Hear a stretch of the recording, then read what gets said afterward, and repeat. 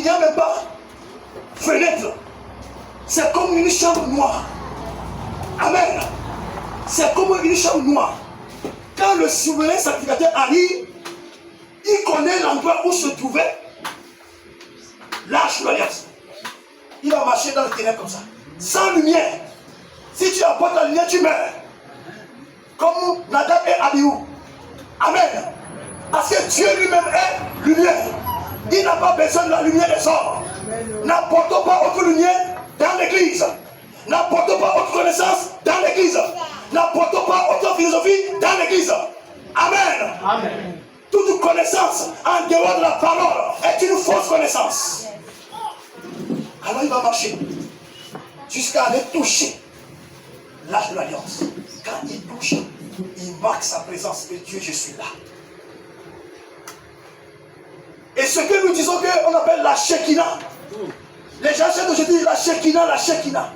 La Shekinah veut dire la gloire de Dieu. La présence de Dieu qui se manifeste par le feu.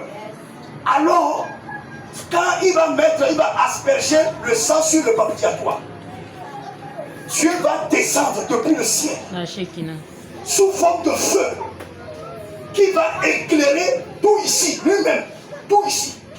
Ce feu va venir frapper sur le propitiatoire. Le feu là qu'on appelle la Shekinah. Les gens chaque pays ne connaissaient pas. Ce feu va frapper sur le propitiatoire qui a le sang.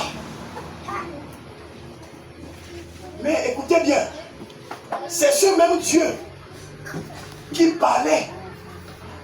Les montagnes tremblaient, n'est-ce pas? Le feu sortait de la montagne. Et il disait même que personne ne doit s'approcher de la montagne. Même s'il y a un animal, l'animal doit mourir. Vraiment. Mais ce Dieu est descendu dans ce tabernacle où il y a un homme. Un sacrificateur. Et l'homme ne meurt pas.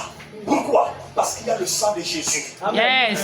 Le sang de Jésus nous protège du châtiment de Dieu. Amen. Le sang de Jésus nous protège de la condamnation. Amen. Le sang de Jésus nous libère du jugement de Dieu. Amen. Le sang de Jésus nous a